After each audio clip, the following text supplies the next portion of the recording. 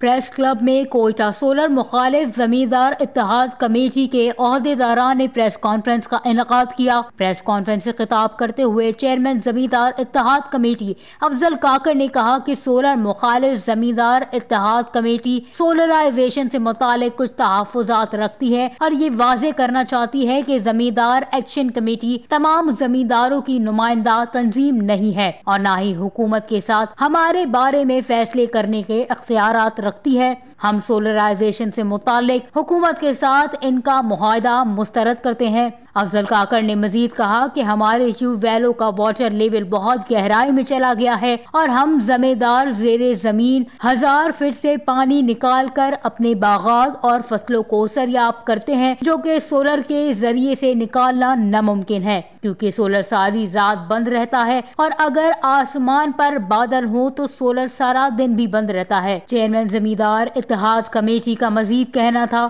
کہ کوئٹہ اور مضافات کے زمیندار کیسکو کو باقاعدگی سے ہر ماہ بجلی کا بل ادا کرتے ہیں، لہٰذا ہمارا مطالبہ ہے کہ کوئٹہ سے باہر جہاں پر واٹر لیول زمینی سطح سے نزدیک ہے اور جہاں سولر کارآمد ہے، وہاں کی ٹیوب ویلوں کو بے شک سولر سسٹم پر منتقل کر دیا جائے، جس کی ہم مخالفت نہیں کرتے، مگر ہم وزیر اعلیٰ بلوچستان، سیکریٹری توانائی ڈویژن اور کیسکو چیف سے پرزور اپیل کرتے ہیں کہ ہمارے زرعی ٹیوب ویلوں کو سولر سسٹم پر منتقلی سے مستثنی کیا جائے اور بجلی کے فلیٹ ریٹ کو برقرار رکھا جائے۔ بصورت دیگر ہم اپنے بچوں کے ساتھ سڑکوں پر نکل کر احتجاج ریکارڈ کرائیں گے، جس سے عوام کو تکلیف ہوگی۔ Wash news, Quetta, Balochistan.